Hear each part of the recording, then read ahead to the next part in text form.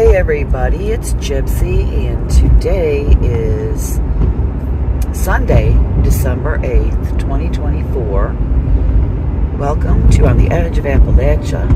I am on my way to go vend at the flea market. So yesterday I mentioned that I would tell you this story that happened when my mother died. And I said when the time comes for the anniversary of her death, I will tell it. Even though I said the date yesterday, it wasn't registering with me till afterwards that, well, today marks a year. It's really hard to believe. It's very strange. When I think about my mom being gone, it's a very weird feeling. My dad died young. He was 58. So, I'm 60. My dad was 25 when I was born, so he was young. It's weird, you know, and especially now that I'm the oldest in the family, it's a strange feeling. But anyways, we were talking yesterday about, you know, spirituality, and I mentioned that, yes, I can still see and hear spirits and all that fun stuff. It's not always fun. It's hard. It's not easy like people would think. Especially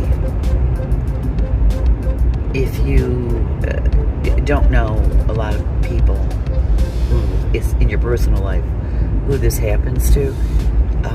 It's not easy.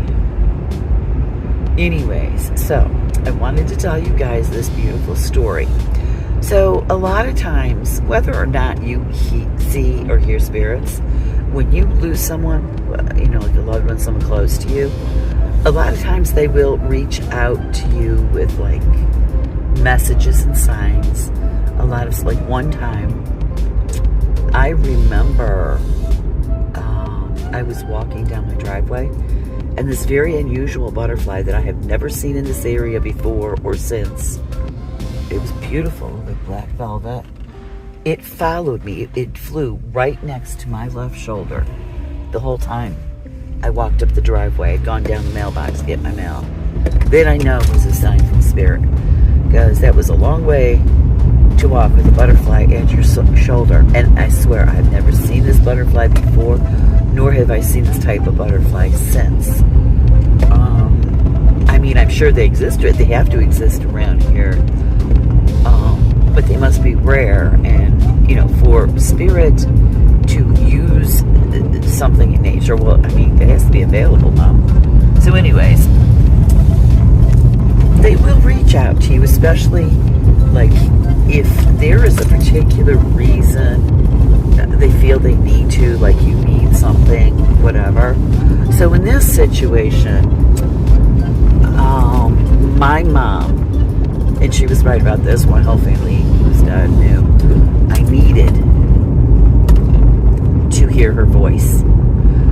My mom, she had a very strong personality, and my mom was very beautiful.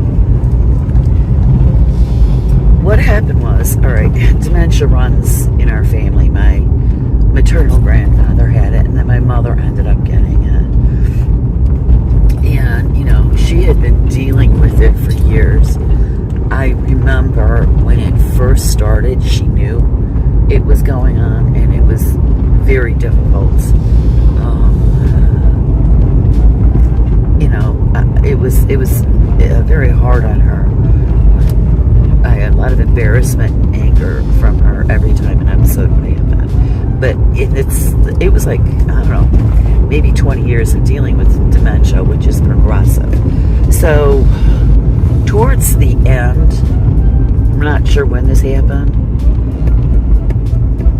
my mom, her voice changed. It did not sound like her anymore. Also, she didn't look like herself. Last, I don't know, few years, she did not look like herself. She did not sound like herself. And it really bothered me because I really needed to hear my mother's voice. I so badly wanted to hear my mother's voice again. So, my mom, the last year of her life, was living in a nursing home, not even 5 minutes up the road from where I live. So it was very convenient. And my son and daughter-in-law and I would often take my dog, my Great Pyrenees, Sirius, to visit her. My mom always, she loved animals, but especially dogs.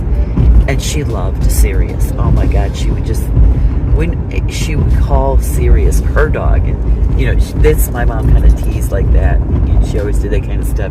It's my dog. When you bring in my dog to see me, that's how it was.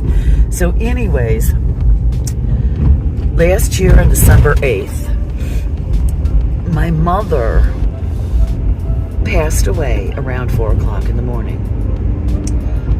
And so in the wee hours of the morning, the sun's not up or anything, I just like jump out of bed and throw on some clothes. I go up the road to the nursing home.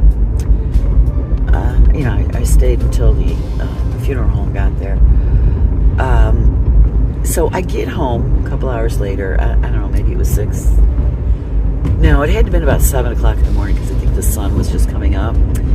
And as I'm going to let Sirius outside, I suddenly feel my mother's presence behind me on my right side. And in her real voice, the voice that I remember from before things got real bad, I hear her loud and clear go, "You know, he's still my dog." And I just started laughing. I was like, I said, "Thank you, Mom." She knew I needed that. And I have, since then, very quickly, very briefly on occasion, every once in a while, hear her voice. And it kind of makes me feel spoiled because I think everyone who has lost their mother probably needs to hear their mother's voice every once in a while. I get that every once in a while.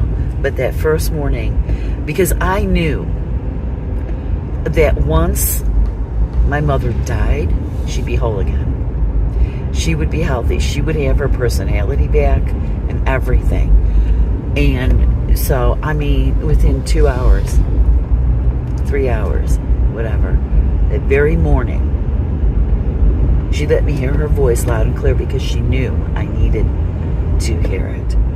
And it really helped me. I just really, to see your mother, I mean, to me, my mother was no longer recognizable physically, emotionally, personality-wise, and her voice didn't sound like her. It was really hard for me. I have to tell you, for the first part of my mother, well, when I got on the road, my mom had dementia, but she was still living on her own in a house, you know, while I was on the road. And then she went into, I think it was like an assisted living apartment, then an assisted living, like, kind of like facility, and then into the nursing home. So it was like, I was afraid to come back home because I knew I would have trouble handling my mom being like that. But I did, a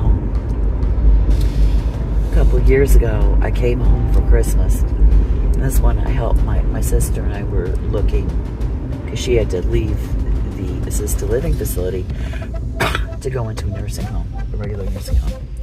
So my sister and I worked on that while I was home.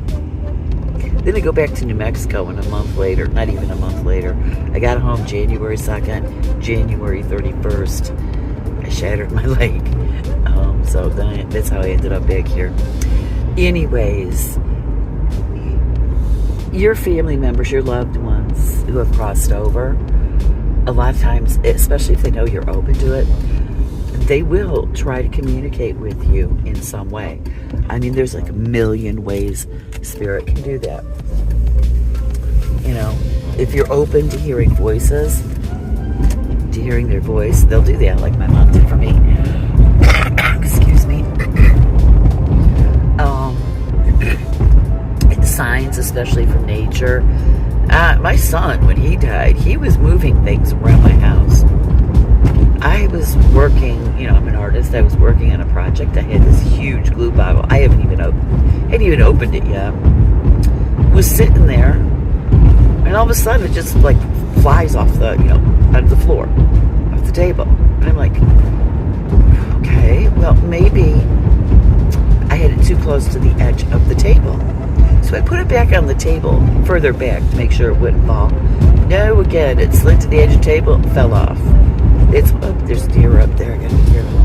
That's when I knew it was my son, because then when, it happened, I kind of like focused so I could feel who was there. You could feel people's energy. It's like, yeah, it's John. Bucking his mother. You know how sons are with their mothers. Yeah. I know I have 2 sons.